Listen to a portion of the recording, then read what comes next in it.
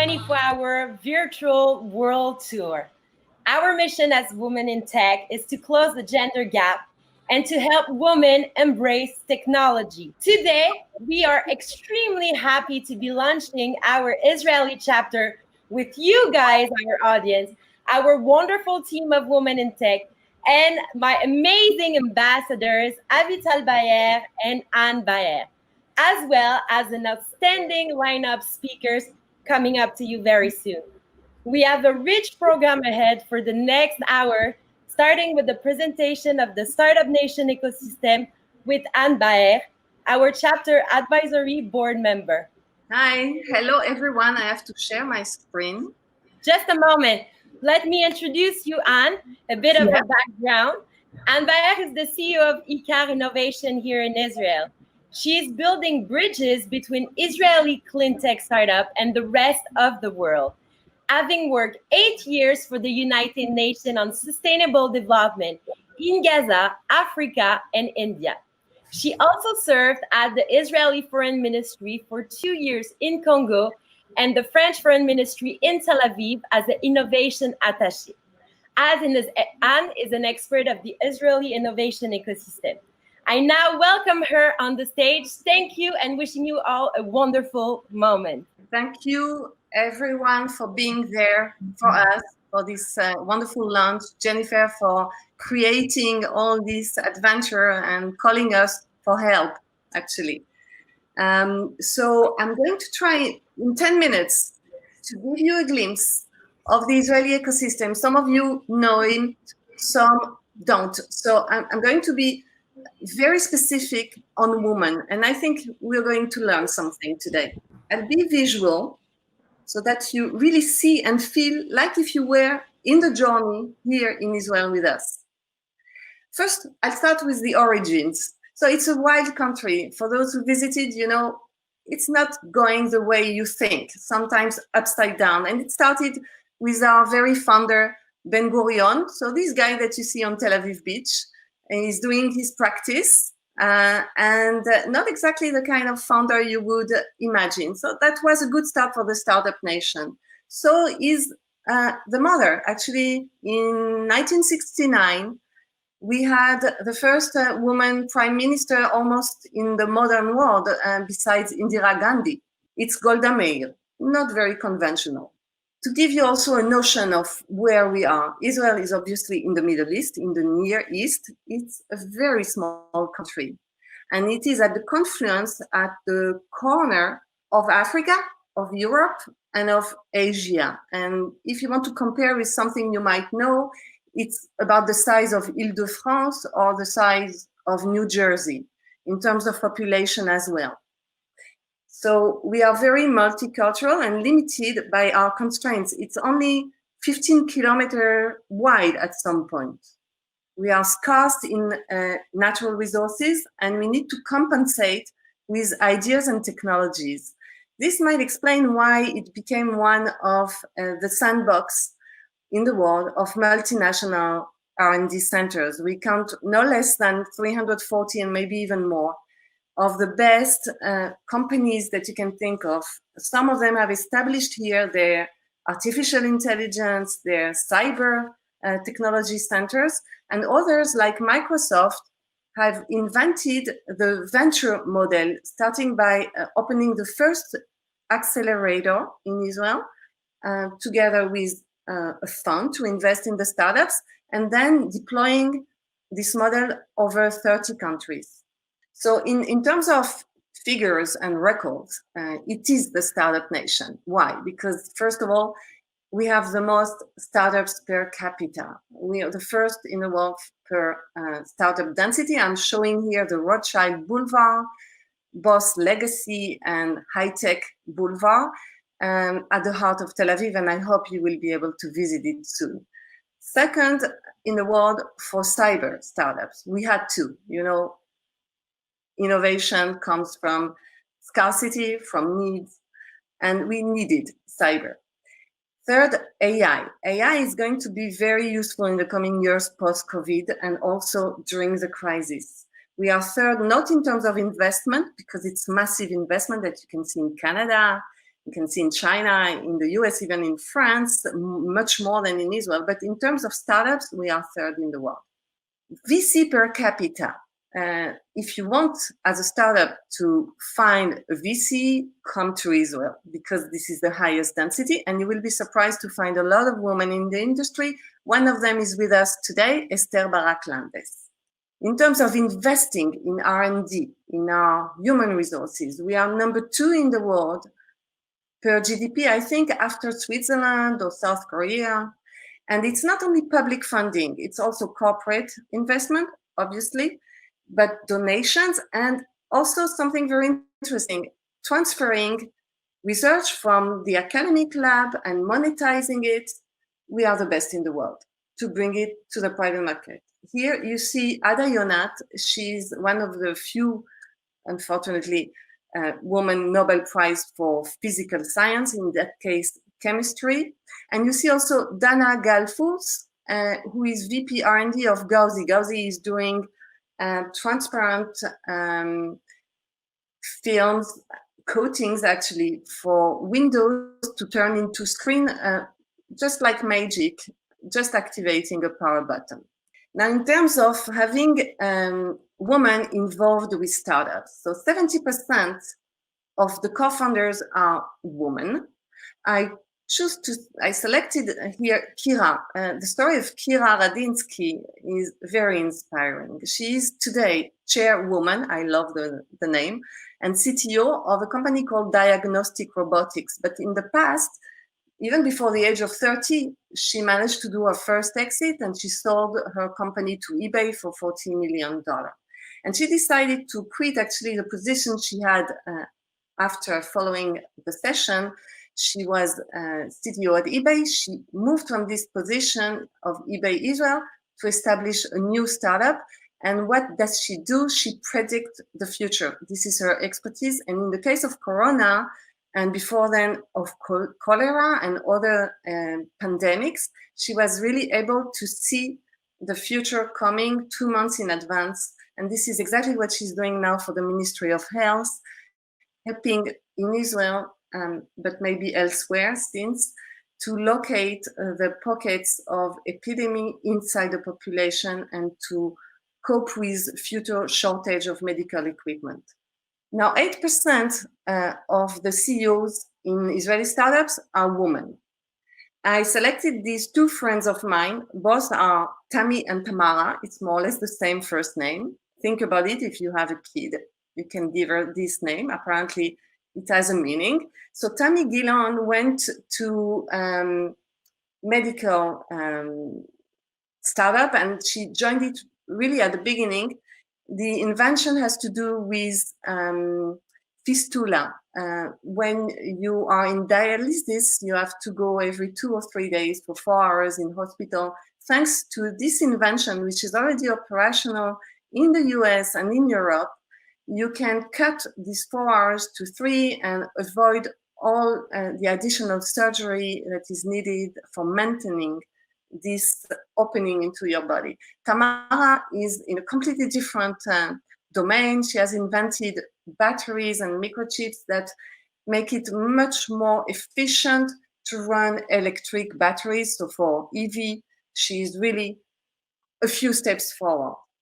In terms of board, 14% only of the board in tech companies, not in general, but we would expect that in tech companies it would be more maybe. Only 14% are women. Here it's Ness, one of the big technology groups in Israel, not a startup. 1/3 of tech employees are women, and even this 1/3, they are not necessarily on tech jobs. So only 40% of this 1/3 are on either managerial or technological position. Here it's Aqua Security, cloud security company that just managed to raise $30 million 2 weeks ago in the midst of the COVID. So what is the explanation? Because girls are educated in Israel, just like in many countries, maybe even more. So maybe the fact that most of these startups are born through the school of the army. What do we see here? We see that we still have enrollment that is mandatory. Men are going to the army, women are going to the army, but women are going for 2 years and men for 2 years and 8 months. And the army tends to invest maybe a little more in those who stay longer. That's the first thing. And second, when you look at the positions in high tech in the army, all the technological departments of the army units, then you see mostly men and between 15 to 20% of women. And this has a real impact on the career immediately afterwards. Since most of the technological landscape in Israel is actually incubated in these technological units. And I must mention that someone had an idea, which was to create an accelerator out of this technological unit, which is actually the biggest unit in the army, the 8,200. And this is a picture of one of the batch of the 8,200 accelerator on Rothschild Boulevard, which was actually established by our guest speaker today, Inbal Arieli. She was lieutenant, not only just a soldier, she was an officer in this specific unit, and she will tell us about Chutzpah, because one needs Chutzpah. Now, another tool that we have here in Israel is that we saw that there are not enough women on the stage. This is exactly what we are doing today. Not enough speakers on specific and technical issues. So Orlie Dahan, which is one of the most amazing leaders of this ecosystem, and you will hear very soon. So Orlie and other women had this idea of creating an online tool which is open to everyone, where women can say on what they want to talk and what are their fields of expertise. So we have no excuse now in Israel for not using women and putting them on stage for panels. There is even an accelerator that is now created by the country in order to bring women to cope also for the shortage that we have in engineers, in coders, and in general. All this startup ecosystem needs to hire much more people. We have a shortage of 10,000 people for the coming 3 years. So we need to take them from somewhere. And one of the reservoirs is the woman. And more specifically in this reservoir, the minorities such as Arab women and ultra-Orthodox women.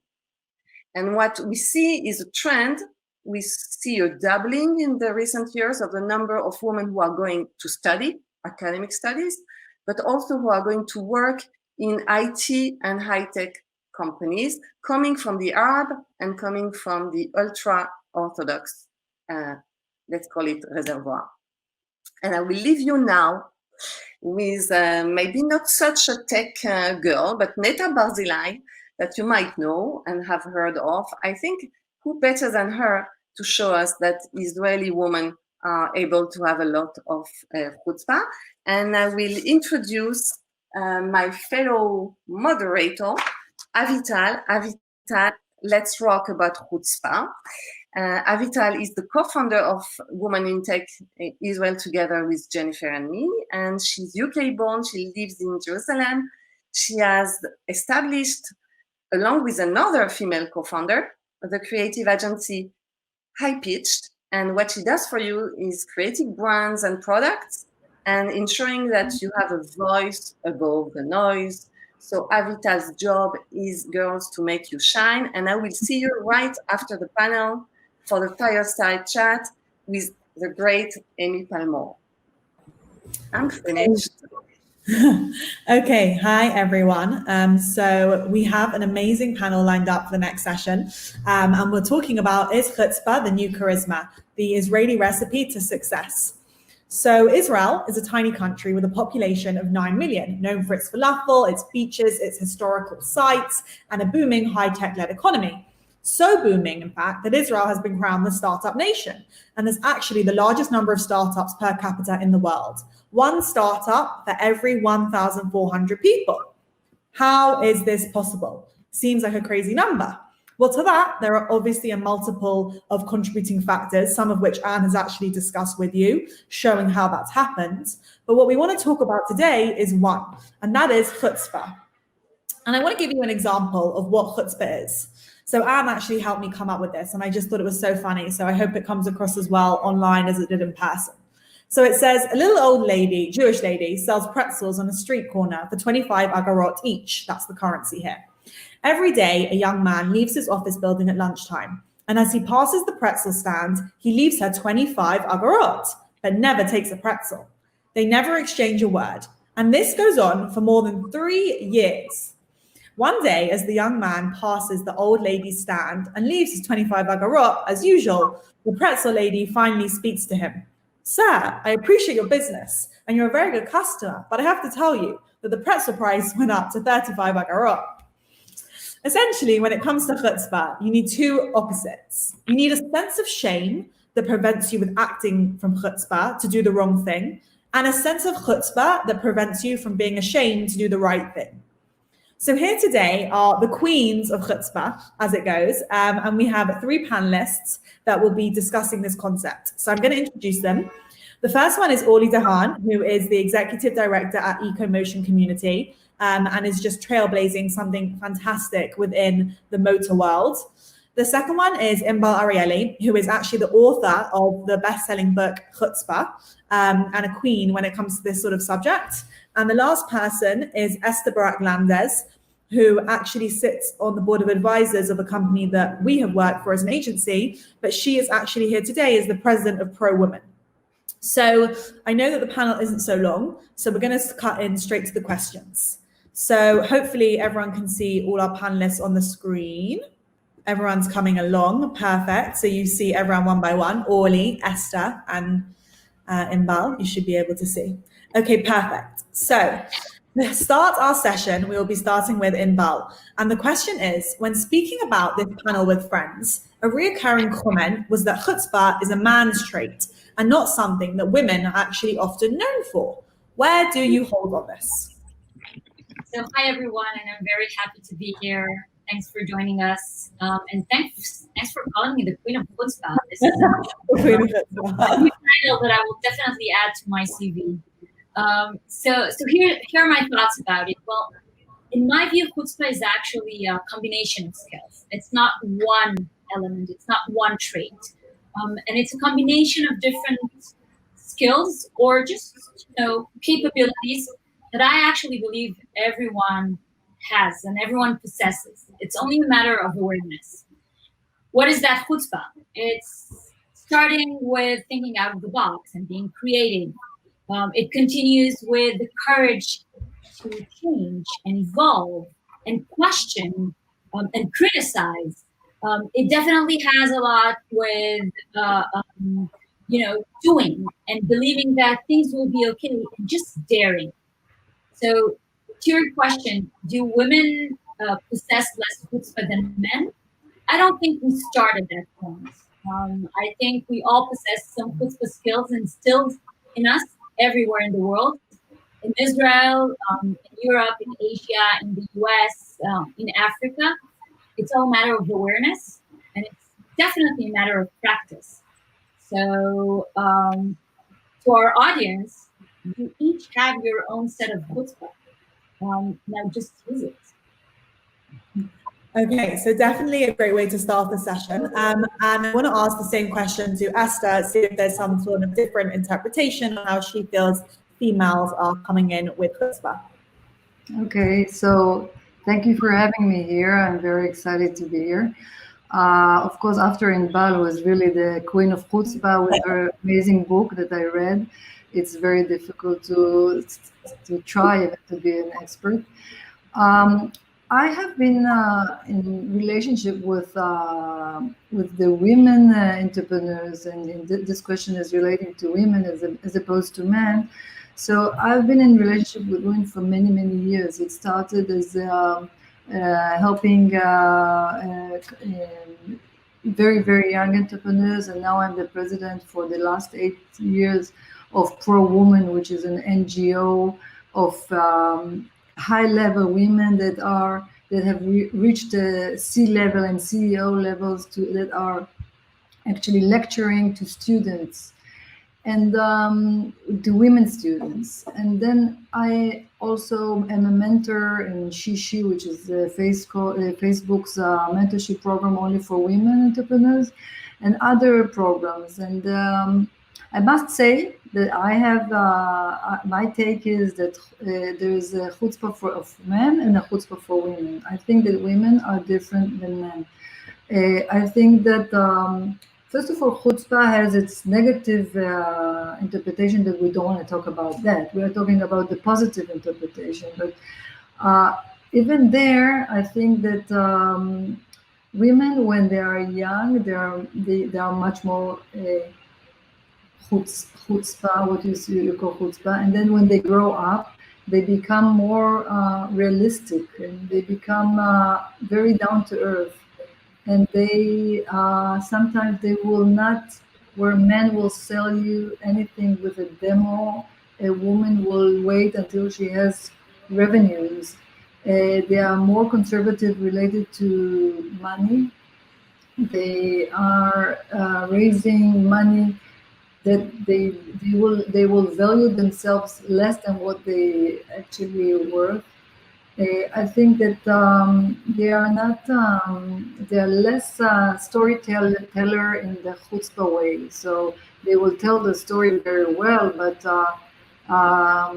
they will not tell something that is not exactly true or exactly what it is. So in that way, I think that women are becoming less and less chutzpah as they grow up, and as opposed to men.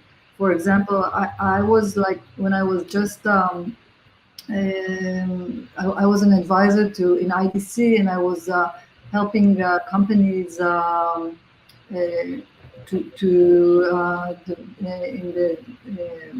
programs of entrepreneurship program of the MBA. And suddenly one of the students came to me and said, there's a competition of Google that I want to take part in, and there's a competition who's going to the moon, and I want to create a company that will take part in this competition and go to the moon. So I said, okay, how much do you think it will cost you to get to the moon? And he said, $5 million, not a problem. I just need now to raise the $50,000 in order to be able to sign up for the competition. So it was like, I didn't believe that we will actually raise the 50. I didn't believe we'll actually raise the 50,000 to sign up for the competition. We not only raised the 50,000, but he raised later on 50 million or more. And Space IL, we all know this company, which I think also Inbal wrote about it in her book. But it's really a company that I have been working with from day one, from the idea of the Yaris Bash, the entrepreneur. I myself, as an advisor, was skeptic. I didn't believe it's going to happen, and I must say it did happen. I invested in other companies, and I have invested in 70 companies, but at least in 12 of them were led by women. I think the way women manage, which is a very good way and a very promising management way, but it's very realistic. It's much more down to earth. And the last point that I want to mention is that what I realized from being an investor is that women are trying to solve the problems of today, whereas some of the men are more of like a daydreamers, dreaming about the future and how are we going to solve a problem that will come up in the future. So in that way, I think the women's ideas and startups are more realistic, more solving real problems. I definitely think there's something in that, and I recently actually came across this stat just backing up kind of what you both said, that like women and men do it differently. Like in the case for women, it said that private technology companies led by women are actually more capital efficient, achieving a higher 35% higher ROI than men. When venture back, 12% higher revenue than startups by men. So I think there's definitely something in that for the case for like women leadership and how it actually comes together and how Chutzpah actually gets you somewhere. So moving ahead to the next question, we're going to move over to Orlie. And I want to carry on with this discussion and say, like, in your own personal life, what's your favorite example of where you've been chutzpah or where you've seen others be chutzpah, either about you or either like someone that just wowed you with their own chutzpah, basically. Yeah, so thank you. I'm happy to be part of this panel. I've been thinking a lot about chutzpah and charisma and what do they have in common. And for sure, chutzpah is something that is a bit different than charisma, because chutzpah is having the first basic nerve of saying something or doing something. And charisma is when you say it, other people think that, okay, you have valuable things and you create a way that people want to follow. But you cannot create that way if you don't have the initial chutzpah of sharing your thoughts and your ideas with them. And I have to connect it to the women in tech, where I believe a lot of times, I always say the best thing to do something is just to do it. And not to think too much about it, and not to have anything, create backlash, but just doing it. And like a Band-Aid sometimes. When I had to be pathetic, sometimes in life, I have this exercise, which I do with myself, which is take a deep breath and count to 3. And when I get to 3, I just say it. And it's something that's really helped me through life. So I hope that other women around the world can take that. And for examples, I have 2. I think that it's really funny when you see entrepreneurs. We work with startups all day. EcoMotion is a community of over 600 startups and 11,000 community members. And we do a lot of exhibitions and networking events and meetups. And you can think that, sometimes we do these big exhibitions of thousands of people. You work on it for months, a bit like today in the digital world. And then think that nothing comes with I'm presenting here today. And, like having this chutzpah, not connecting at all to what's going on, but thinking that they can try it. And sometimes it works out. You never know, and you can trust the universe. So I think my first negotiation with my host with static was in the 4th grade. I walked up to my parents' bedroom knowing what I wanted for my birthday. And I come up to my mom and I say, you know what, I've decided what I want for my birthday, and it's a bunny. And she said, okay, but I don't want a bunny at home. So I told her, okay, if I find a place to house the bunny, could you buy it for me? And she said yes, and I shook on it, understanding that, okay, I'm closing this deal. Now, it was still complicated. Next day, I go to school, and I'm very motivated, getting up the nerve to go up and speak to my teacher. And then I come up to her, count to 3, and say, I have this amazing idea where we could bring animals to school, and then it could teach children in the class responsibility and the stress and everything. And if I finance everything and bring the animal, would you enable it to live in the classroom? And she did. And it was amazing. And more children started bringing animals. And that story goes on. But what I mean is getting the nerve to say or to do something. And I think that women could maybe sometimes more refined, more classy. I think that this is the women vibe, charm, and the Israeli chutzpah or global nerve to just do or say the magic in the tech world. Okay, so I definitely think we have some good tips there on how to be chutzpah. I think that is the core of this. What's an example of where you're chutzpah? So I'm going to pass that on to Inbal and ask her where she has seen either herself or someone else be chutzpah. Thank you. So, well, obviously for myself, the most chutzpah thing that I did was write a book.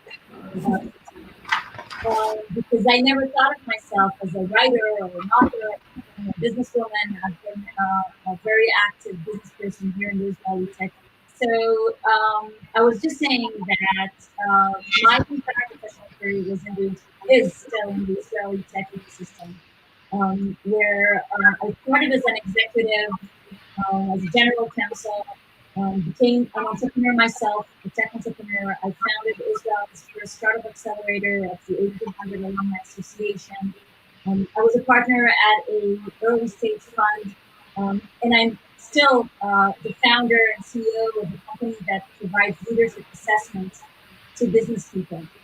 But the most chutzpah thing that I personally did was to write this book that I just shared with you, because I never thought of myself as a writer, and I never thought that would be a direction that I would take. But here there was this story that people are interested in hearing and learning and understanding how to become more courageous, more, out there with their ideas, more creative, more daring, more innovative. And when you think of the skills for the future, right? And we're talking today about the Israeli recipe, but it's not just an Israeli story. So innovation and entrepreneurship is a common thread in economies around the world today. And when you think about these skills and these traits, both for men and for women, for younger people, for more experienced people, there are some soft skills that are just critical for everyone. And I think this is my message to the audience that is listening to us, to train, be aware of, train, and use, and really demonstrate their capabilities in these soft skills of critical thinking, of innovation, of daring, of doing, like Orlie said, of being optimistic and just, trying their best to change the world without being afraid of making mistakes. It's fine. In order to succeed, we just need to try. Okay, so definitely good words to be left with. I guess, Esther, you see so many companies pitch. You've been an investor in a lot of companies. So what's your favorite example of where you've seen chutzpah in the workplace? Okay, so I have many examples really from companies I've invested in, and companies in general that, we can take the most common that everybody knows example of a company called Waze that we all know, that, there was nobody had problems with putting a GPS in their car and just getting anywhere. And suddenly somebody came and said, listen, no, everybody is going to now report on what's going on the road and where they are. And this is, privacy issues that people might feel, or even disturbing people while they're driving. And nevertheless, there came few entrepreneurs with an idea that was not original because there was a GPS, and still created something that was much bigger than what was already there, that was really dreaming big. And I think in a way, this is the kind of chutzpah that we are looking to see in Israeli entrepreneurs. And this is, I think we see it a lot. I can give you more examples. I have invested in a company called Payoneer, for example, which is a fintech company. And they came up with payments solution.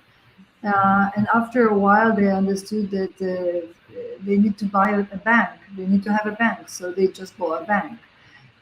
I think these kinds of actions that has been taken, I'm not sure, it's not obvious. It's something big. This company now, Payoneer, is worth more than $1 billion, and they're doing very well. But they had a lot of chutzpah to think that they can come as a startup, a very young startup, and buy a bank. Or I had another company that is called American Well, that was founded by two founders, two doctors, and they decided that they want to give a digital service for health. But it was 2006. It was like 14 years ago, not when the digital health was so popular as it is now. And they just came up with the idea to build a platform. they decided they have to raise $30 million as seed money because that's what they need.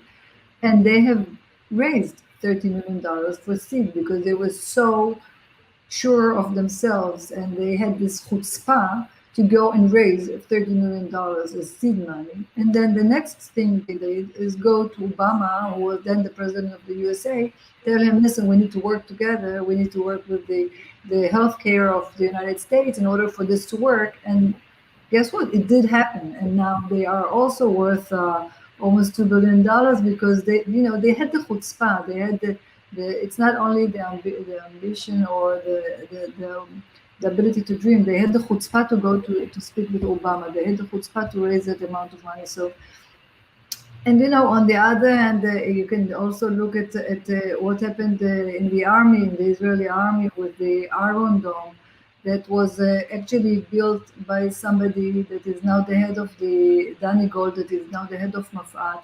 And he invented it, although the American told him that it's not possible, and all the physicians said it's not going to work, and he said yes, it will work, and we'll put money aside for that, and we will do it. And today with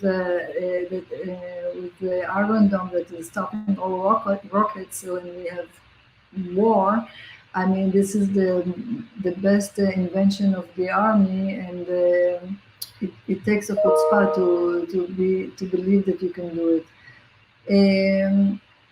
I can go on and on and on. I have another story which is not related to entrepreneurs, but it's related to a group that I was part of. We were chosen like 2 Israeli business people, 10 Israeli business people, women and men, and Chinese.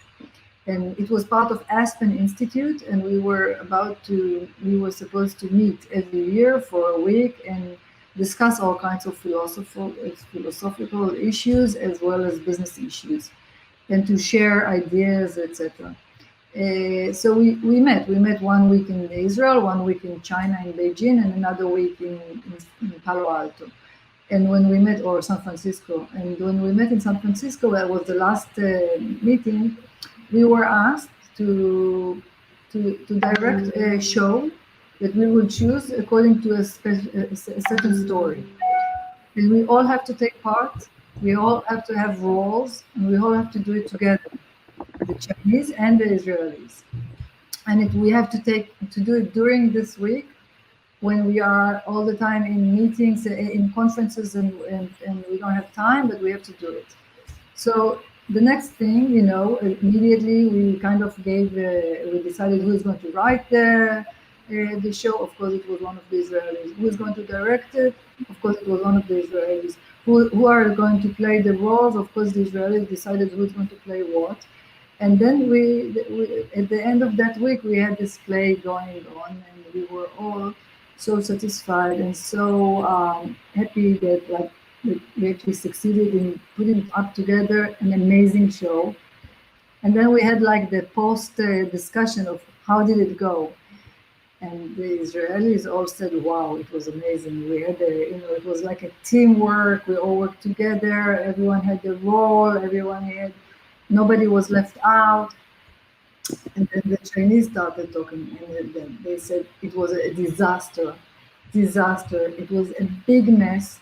Until the last moment, we weren't sure we were going to make it. The Israelis took over everything. They decided who is doing what. They decided on all the roles. They decided on the story. And we didn't have, the Chinese, one of them was the founder of Tencent.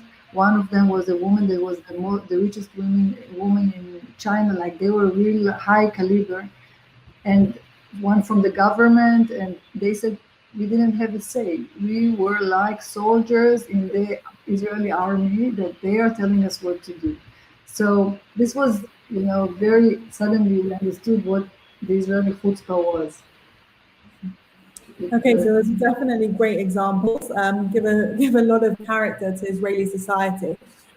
Before we jump on to the next, I guess the question is for Orlie, and it's about business. How can we implement more chutzpah in business?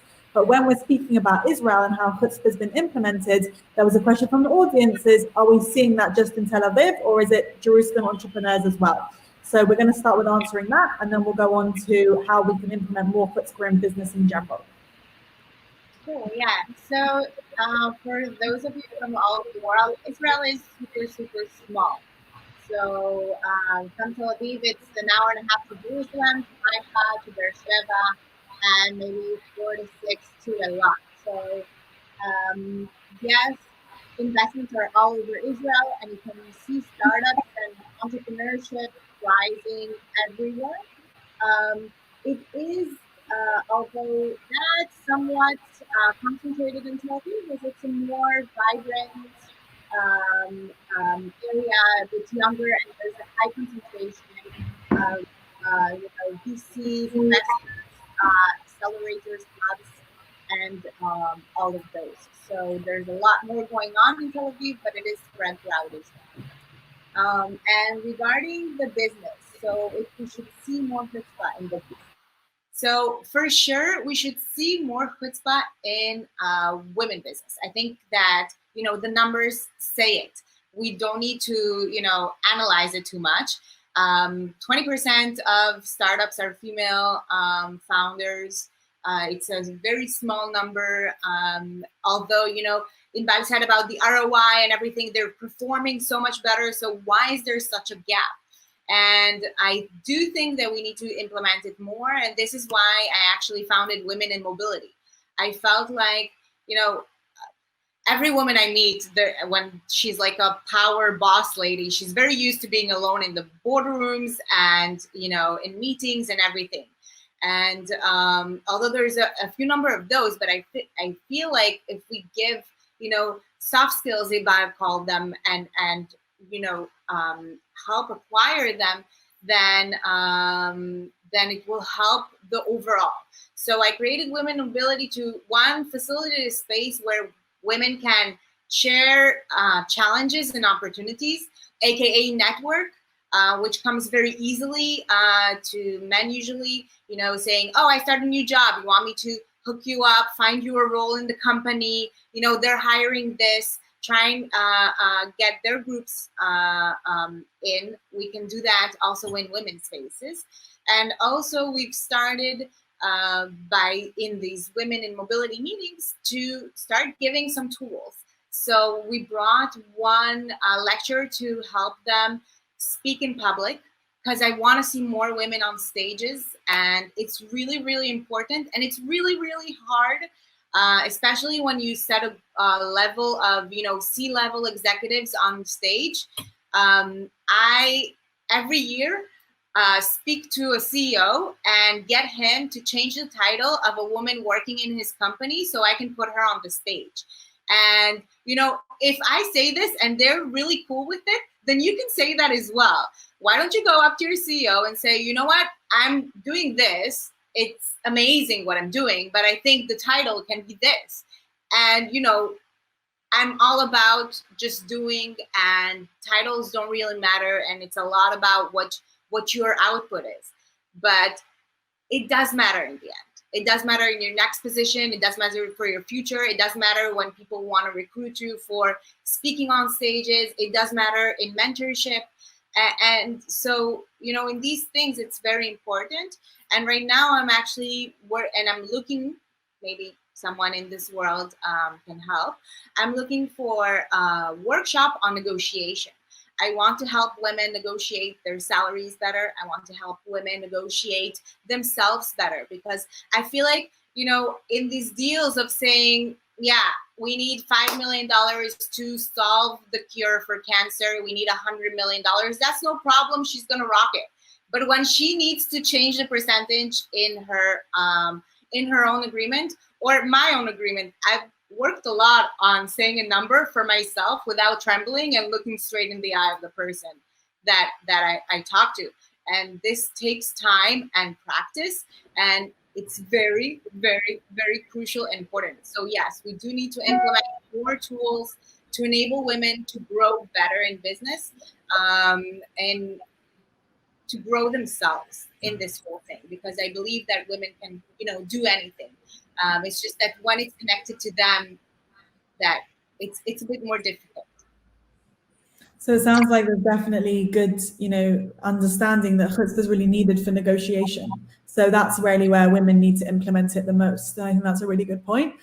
Okay, so now we're going to be finishing up the panel with Inbal, and it's a similar question, based on how we can implement more chutzpah into business. But I wanted to just bring in the audience question here and actually ask it specifically, like in your book, how do you show how businesses can implement more chutzpah? So what should readers take away from implementing chutzpah in their own businesses?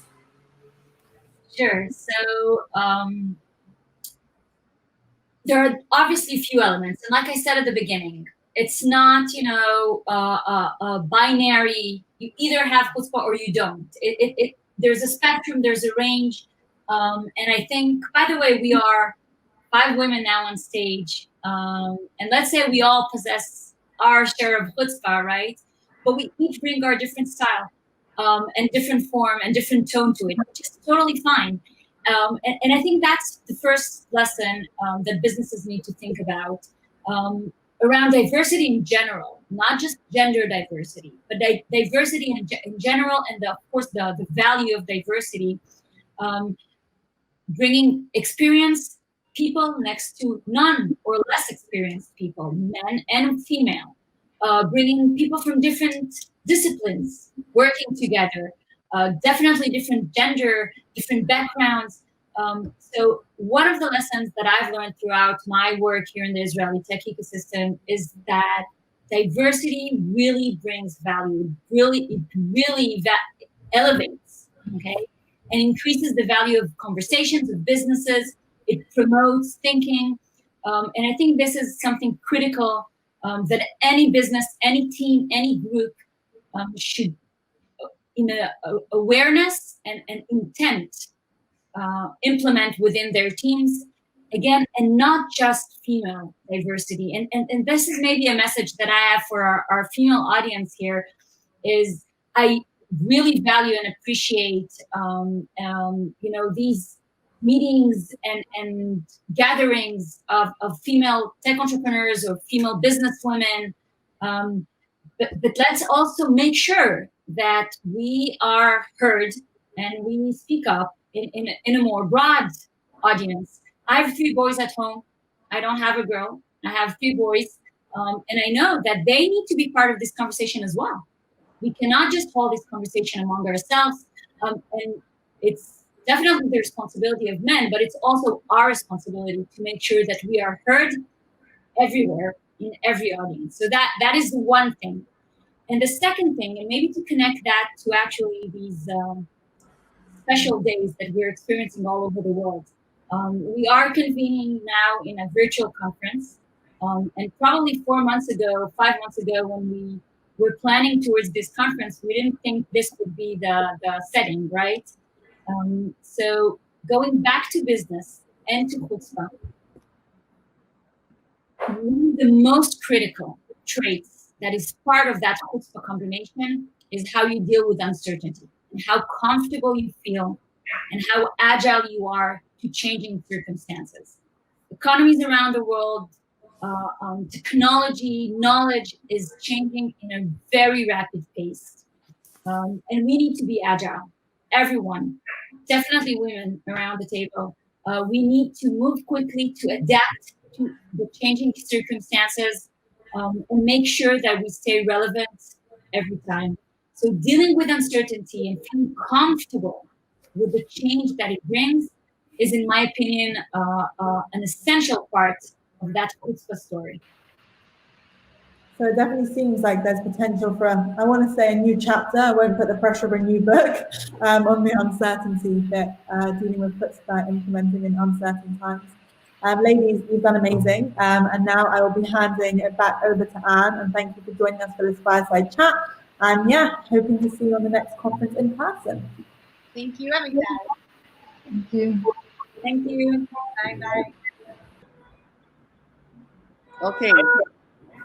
Hi, everyone. So I'm very glad to host Amy, and Amy will fortunately connect herself. Here she is, Amy, with her mic for the moment on mute.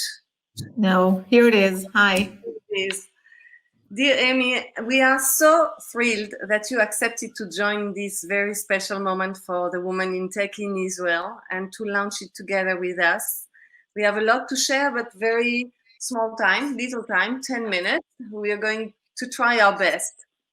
And I wanted to introduce you maybe to the tech community. You are most known in Israel for having been for the last year, since 2014, the Director General, very well respected Director General of one of the most important and vital ministries in the government, which is the Justice Ministry.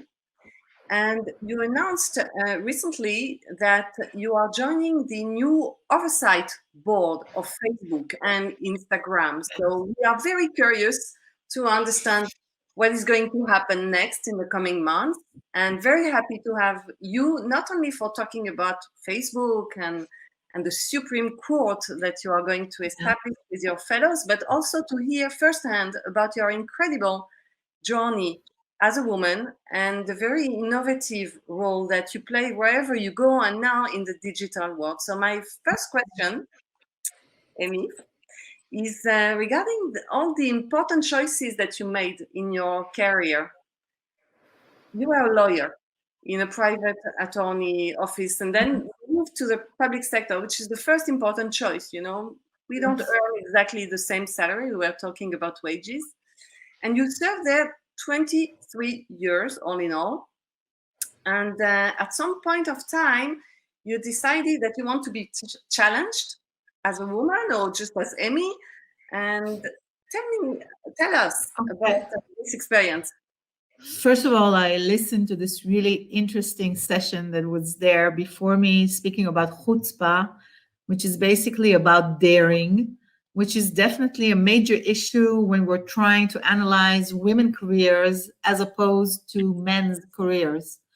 And I think that we tend a lot to be concerned with the question of equal opportunities for women, which is definitely an important issue. And I am totally aware of the situations where men, it's like a men's club and men bring their friends or people that they feel comfortable with, and somehow it's not women.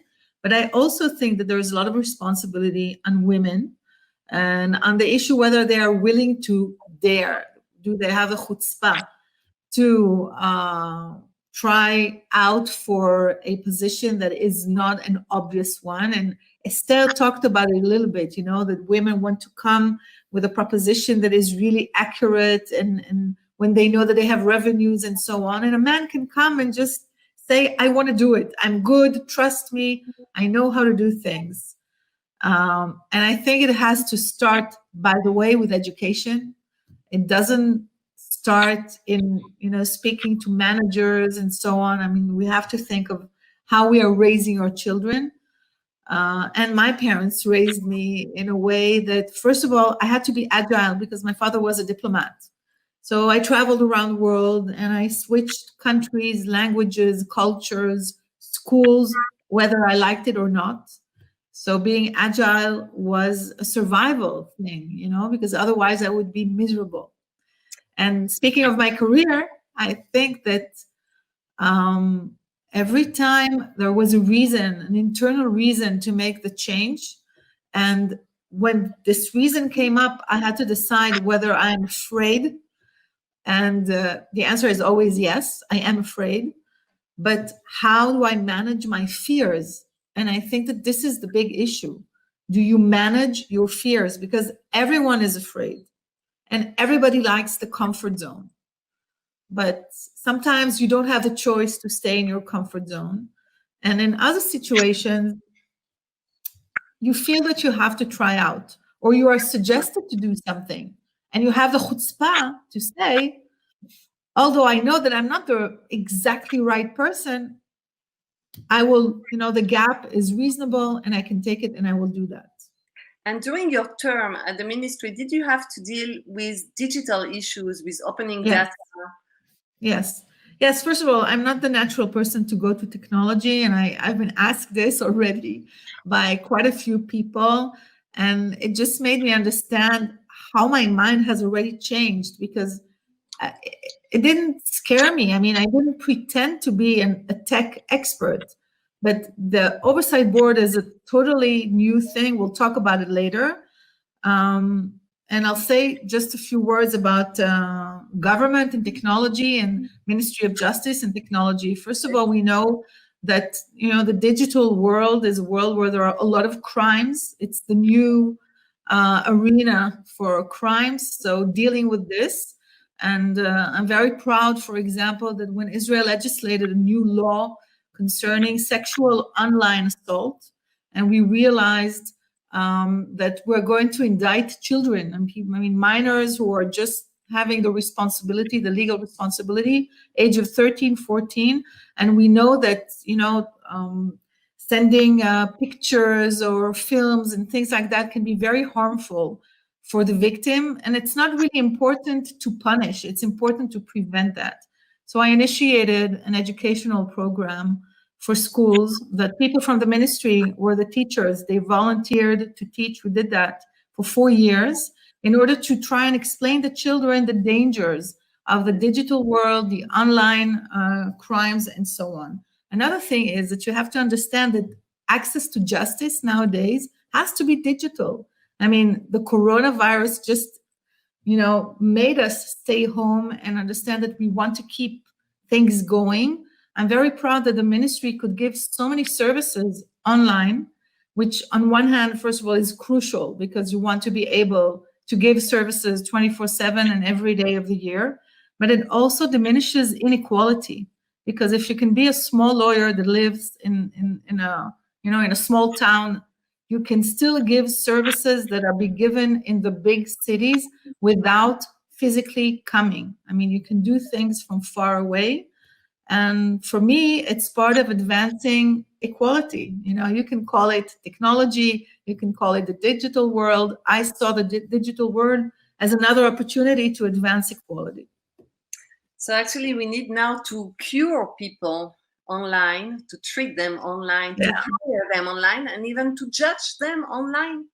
Yes. Well, we're not judging online. First of all, we have to understand that the social media has raised really very, very crucial issues and questions of freedom of speech. And I think that Facebook reached a moment where it understood that the criticism obliges to do something new, different.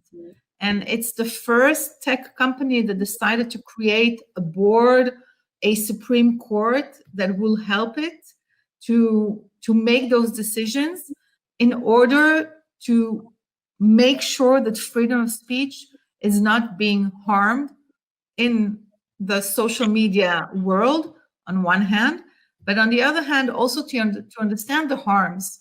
And the interesting thing is, because Inbal just spoke about diversity, and I'm a big fan of diversity, that it is called the Supreme Court, but the people sitting there are not necessarily people who studied law. I mean, you have people from journalism, you have people from technology, you have people from the NGOs, you have people, 20.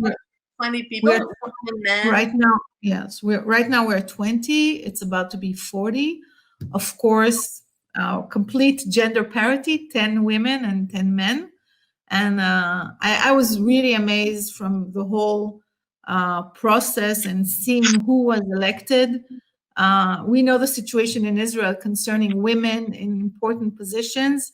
When I saw my friends to the board, I mean, nobody felt that somebody had to sacrifice themselves in order to find 10 women that would be as good as the 10 men on the board. Yeah. And it feels great, I must say. So you mean the corpus of laws that we have in every country or maybe at the UN, it's not enough for Facebook to manage these dilemmas and issues? Freedom of expression? It's very difficult to explain because, yes, the board is going to work with the international human rights rules, decisions, and charters. It's not going to invent new rules. But the question, how to apply those rules when you have 2 billion users, when it changes, sometimes there are cultural questions when you have to apply, when you have to try and understand if a certain expression meant to be offensive or is offensive, or a certain picture, because it's Facebook and Instagram. So the questions and the issues are huge. The responsibility is huge. And I must say, for me, it's another opportunity to serve the public. Now it's going to be the public of the world. Yeah. I hope, I called it a regulatory startup. It's an experiment. Like many startups, the chances that it will fail are bigger than the chances that it will succeed. But I think it's a super important experiment and opportunity and responsibility. And I felt that I couldn't refuse it. I felt that I had to give it a try. And by the way, I'm there, in my opinion, not as a lawyer, but as a policymaker, as a person who has been experienced in trying to figure out how to balance interests, needs of the public. And of course, the fact I'm a lawyer helps, but it's not the most important experience that I'm bringing. So I really thank you for these insights, and I hope you will have impact, because that's actually the idea, to continue to raison d'être, if we can have another language on this. Yes. And maybe we'll end this wonderful session of launching Women in Tech Israel right in 1 minute. But for the last words, I would like to think about your mother, Shoshina. Yeah. Because in your family, I have the feeling that the men are not the chutzpahtik. It's more the women. The men are both diplomats. Your brother is a diplomat, Yigal. Your father is a diplomat. And you and your mother, which is a chemist, if I remember well, yes. or biologist. Originally, yes. Yeah, a scientist. Yes. She definitely has chutzpah and has always a word to say. So I see that her daughter took her. Yes. I'll share this thought with my daughter, which is also somebody who continues this genetic trait. This video will be in replay. Thank you so much. I'm Amy, Inbal, Orlie, Esther, Avital. I am beyond excited by this beautiful hour that you shared with us. I would like to thank everybody for being with us today to celebrate the launch of our Israeli chapter. There's going to be more to come. And again, thank you for those celebrating. Chag Sameach, Happy Shavuot, everybody. And see you soon. See you. Bye-bye.